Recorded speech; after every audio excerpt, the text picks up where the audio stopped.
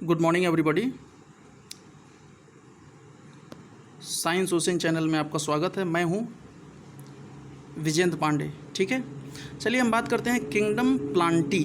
आज का जो हमारा टॉपिक होगा वो टॉपिक होगा किंगडम प्लांटी। यानी आज हम लोग जो है किंगडम प्लांटी या पादप जगत, इसको भी हम कहते हैं पादप जगत, हिंदी में क्या कहते हैं पादप जगत। तो किंगडम प्लांटी के बारे में आज हम लोग जो है अध्ययन करेंगे, और जिसमें कि प्लांट्स के बारे में जो हम बातें करते हैं। प्लांट्स जो हैं हमारे इतने बड़े जो लिविंग ऑर्गेनिजम्स में जो वैराइटीज़ ऑफ ऑर्गेनिजम्स हैं प्लांट्स, तो किस तरह से उनको किस किंगडम में कोरिलेट किया गया है, किस किंगडम के अंडर में उनको रखा गया है, तो वही सारी चीज़ों के बारे में हम पढ़ेंगे, और भी उनके कैरेक्टरिस्टिक फीचर्स के बारे में हम इसमें स्टडी करेंगे। चलिए तो हम स्टार्ट करते हैं किंगडम प्लांटी के बारे में। ठीक है, आज का हमारा टॉपिक क्या है, किंगडम प्लांटी। ओके, चलिए बात करते हैं, स्टार्ट करते हैं। कहता है this kingdom includes all eukaryotic chlorophyll containing organisms. यानी इस किंगडम में किस प्रकार के जीवधारी आते हैं, तो कहता है कि इस किंगडम में it includes all eukaryotic organisms. कैसे ऑर्गेनिजम्स,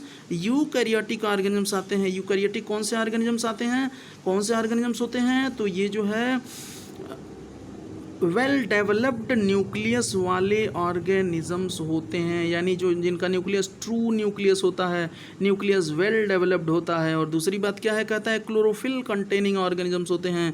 यानी कि उनका जो ये ऑर्गेनिजम्स होते हैं उनमें क्या होता है, क्लोरोफिल रहता है। तो यानी कि इनमें ऐसे ऑर्गेनिजम्स आते हैं इस कैटेगरी में, प्लांटी किंगडम में, जो कि सभी जो है यूकैरियोटिक होते हैं, और ये सभी क्या होते हैं, क्लोरोफिल कंटेनिंग ऑर्गेनिजम्स होते हैं। कैसे ऑर्गेनिजम्स होते हैं, क्लोरोफिल कंटेनिंग ऑर्गेनिजम्स। तो आपने समझा कि किंगडम प्लांटी के अंतर्गत में सभी यूकैरियोटिक क्लोरोफिल कंटेनिंग ऑर्गेनिजम्स आते हैं, जिनको कि हम कॉमन वे में कॉमनली इनको हम क्या कहते हैं, तो प्लांट्स कहते हैं। डियर स्टूडेंट्स, इनको हम क्या कहते हैं, प्लांट्स कहते हैं। देखिए कहता है कि but a few members of kingdom Plantae, लेकिन फिर क्या बात आ जाती है कि किंगडम प्लांटी में कुछ ऐसे मेंबर्स भी हैं, किंगडम प्लांटी में कुछ ऐसे मेंबर्स भी हैं, वो क्या हैं, कहता है आर। तो वो क्या होते हैं, कहता है पार्शियली हेट्रोट्रॉफ्स। कैसे होते हैं, पार्शियली हेट्रोट्रॉफिक होते हैं। यानी ये जो जीवधारी होते हैं, ये जो ऑर्गेनिजम्स होते हैं, वो पार्शियली हेट्रोट्रॉफिक होते हैं।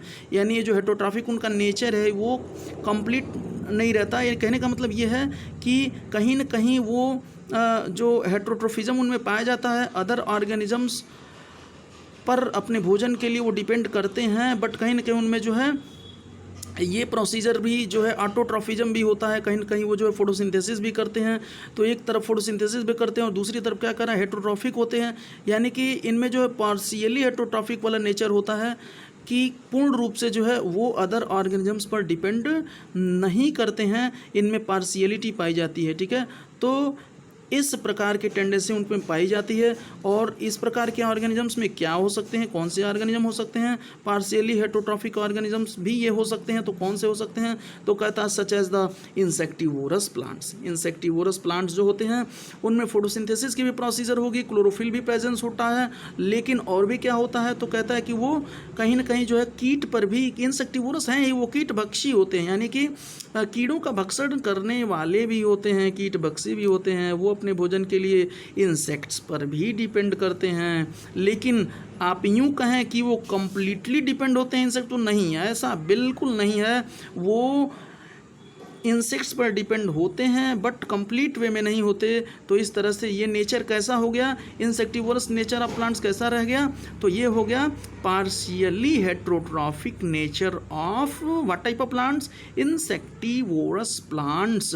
और इंसेक्टिवोरस प्लांट्स के अलावा और भी कौन से प्लांट्स हो सकते हैं, तो पैरासिटिक प्लांट्स हो सकते हैं, पैरासाइट्स प्लांट्स हो सकते हैं। ठीक है, तो ऐसे भी जो प्लांट्स होते हैं इंसेक्टिवोरस प्लांट्स या फिर पैरासाइट्स प्लांट्स, इनका नेचर किस तरह का दिख रहा है, पार्शियली हेट्रोट्रॉफिक नेचर है। वो किस किंगडम के अंतर्गत में आते हैं, तो किंगडम प्लांटी के अंतर्गत में इस तरह के जीवधारी भी आ सकते हैं जो कि पार्शियली हेट्रोट्रॉफिक होंगे, जैसा कि इंसेक्टिवोरस प्लांट्स हैं और कौन से हैं, पैरासाइट्स हैं। ओके, एनीवे, तो हम बात करते हैं नेक्स्ट पॉइंट। कहता है इंसेक्टिवोरस प्लांट्स का कॉमन एग्जाम्पल। इंसेक्टिवोरस प्लांट्स कीट भक्षी पौधों का most important example, very common example कौन सा है, ब्लैडर वर्ल्ड्स है और वेनस फ्लाई ट्रैप ट्रैप है। देखिए इंसेक्टिवोरस प्लांट्स का वेरी कॉमन एग्जाम्पल की अगर आप बात कर रहे हैं तो इनका वेरी कॉमन एग्जाम्पल कौन सा है, तो वेनस फ्लाई ट्रैप है और ब्लैडर वर्ड्स है। देखिए बहुत ही popular example, very common example है इंसेक्टिवोरस प्लांट्स का। एग्जाम्पल्स में आप क्या देख रहे हैं कि ब्लैडर वर्ड्स है और वीनस फ्लाई ट्रैप है। एनीवे हम बात करते हैं पैरासाइट। पैरासाइट का वेरी कॉमन एग्जाम्पल कौन सा है, तो इसका कॉमन एग्जाम्पल में क्या है, कस्कूटा हो गया। ठीक है, कस्कूटा। देखिए कस्कूटा भी जो है एक प्लांट है जो कि पैरासिटिक प्लांट होता है। एनीवे हम बात करते हैं नेक्स्ट पॉइंट, कहता है the plant cells have eukaryotic structure. जितने भी प्लांट सेल्स हैं उनका स्ट्रक्चर तो यूकैरियोटिक होता है, आप जानते ही हैं, विद प्रोमिनेंट क्लोरोप्लास्ट, यानी उनमें क्लियर क्लोरोप्लास्ट पाया है, बिल्कुल जो है जो कि बिल्कुल क्लियर क्लोरोप्लास्ट होता है, सुस्पष्ट क्लोरोप्लास्ट है ना, उनमें किस तरह का क्लोरोप्लास्ट पाया जाता है, प्रोमिनेंट क्लोरो, उसको हम क्या कहते हैं, प्रोमिनेंट क्लोरोप्लास्ट। एंड सेलवाल जो इनका होता है, अगर इनके सेलवाल की नेचर पर हम ध्यान दें तो इनका जो सेलवाल है उसका नेचर कैसा रहेगा, तो सेलवाल जो है वो बना होता है, इनका सेलवाल किसका बना होता है, वह सेल्यूलोज का बना होता है। देखिए स्टूडेंट्स, इनका जो प्लांट किंगडम प्लांटी वाले जो ऑर्गेनिजम्स हैं उनमें जो है प्रोमिनेंट क्लोरोप्लास्ट पाया जाता है और उनका जो सेलवाल होता है वो किसका बना हुआ होता है, सेल्यूलोज से निर्मित होता है, सेल्यूलोज से बना हुआ होता है। किंगडम प्लांटी के अंतर्गत में और कौन कौन से जीवधारी आ सकते हैं, कहता है किंगडम प्लांटी में कौन कौन से ऑर्गेनिजम्स आएंगे, तो कहता है कि एल्गी आते हैं। ठीक है, किंगडम प्लांटी में कौन से ऑर्गेनिजम्स आते हैं, एल्गी आते हैं। एल्गी का जो बॉडी होता है आप देखते हैं उसको आप क्या बोलते हैं, थैलस कहते हैं ना, और थैलस किसको कहते हैं आप जानते हैं कि जो कि जिनमें true root leaf and stem में जो है जिनका प्लांट बॉडी जो है true root leaf and stem में जो है डिफरेंशिएटेड नहीं होता है तो उसको हम क्या कहते हैं, थैलस कहते हैं। एनीवे तो एल्गी जो होते हैं उनका बॉडी कैसा होता है, वो थैलॉइड बॉडी होता है। कैसा बॉडी होता है, थैलॉइड बॉडी, जिसको हम क्या कहते हैं, थैलस कहते हैं। एनीवे कहता है ब्रायोफाइट्स, कहता है ब्रायोफाइट्स। और भी कौन से ऑर्गेनिजम्स आते हैं ब्रायोफाइट्स के बारे में एक वेरी इंपॉर्टेंट बात यह है कि इनको amphibians of the plant kingdom कहते हैं। क्या कहते हैं students, amphibians of the plant kingdom भी हम इनको कहते हैं। तो किंगडम प्लांटी के अंतर्गत में ये भी ऑर्गेनिजम्स आते हैं। देखिए एल्गी भी आते हैं, ब्रायोफाइट्स भी आते हैं, टेरिडोफाइट्स भी आते हैं, और कौन से ऑर्गेनिजम्स आते हैं, टेरिडोफाइट्स। देखिए जिम्नोस्पर्म्स भी इसकी कैटेगरी में आएंगे किंगडम प्लांटी में। और कौन से जीवधारी, कौन से ऑर्गेनिजम्स आते हैं, जिम्नोस्पर्म्स भी आते हैं। जिम्नोस्पर्म्स जिसको हम क्या कहते हैं, अनावृत्तबीजी भी कहते हैं। एनीवे तो जिम्नोस्पर्म्स भी आते हैं। और कौन से ऑर्गेनिजम्स आते हैं, एंजियोस्पर्म्स ऑर्गेनिजम्स आते हैं। तो आपने देखा किंगडम प्लांटी के अंतर्गत कौन कौन से ऑर्गेनिजम्स आते हैं, तो algae, bryophytes, pteridophytes, gymnosperms and angiosperms, ये सभी जो है किंगडम प्लांटी के अंतर्गत में आते हैं। अब हम बात करते हैं इनकी लाइफ साइकिल के बारे में। अगर किंगडम प्लांटी में हम लाइफ साइकिल के बारे में बात करें तो प्लांट्स की जो लाइफ साइकिल होती है उसमें दो डिस्टिंक्ट फेसेस होते हैं। इसमें दो जो है डिस्टिंक्ट फेसेस होंगे, दो बिल्कुल क्लियर फेसेस दिखाई देते हैं।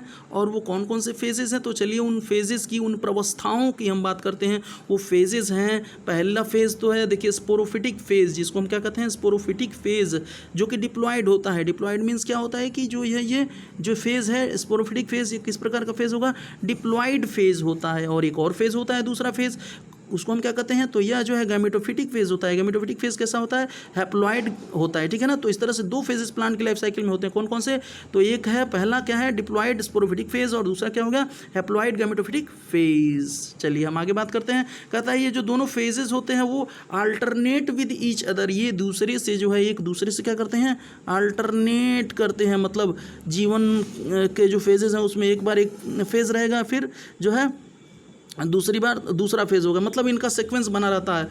ये दोनों फेज़ जो है एक करके चलते रहते हैं। एक बार फर्स्ट फेज़ रहेगी, फिर दूसरी फेज़, फिर फर्स्ट फेज़, फिर सेकंड फेज़, ये जो है अल्टरनेशन इनमें चलता रहता है। ठीक है, कहता है कि the length of the haploid and diploid phases, यानी जो हैप्लॉइड और डिप्लॉइड फेजेस हैं ये वैरी करते हैं। कहता है vary among different groups in plants, plants के डिफरेंट ग्रुप्स में अगर हम इन हैप्लॉइड और डिप्लॉइड फेजेस के लेंथ की बात करें, इनका ड्यूरेशन कितना होगा या लेंथ कितना होगा, तो ये भी जो है डिफरेंट ग्रुप्स ऑफ प्लांट्स में जो है ये वैरी करता है। ठीक है, कहता है कि whether these phases are free living, यानी ये जो फेजेस हैं ये फेजेस कैसे हो सकते हैं, तो ये या तो फ्री लिविंग हो सकते हैं या फिर क्या हो सकते हैं, तो कहता है कि या फिर डिपेंडेंट ऑन अदर्स हो सकते हैं।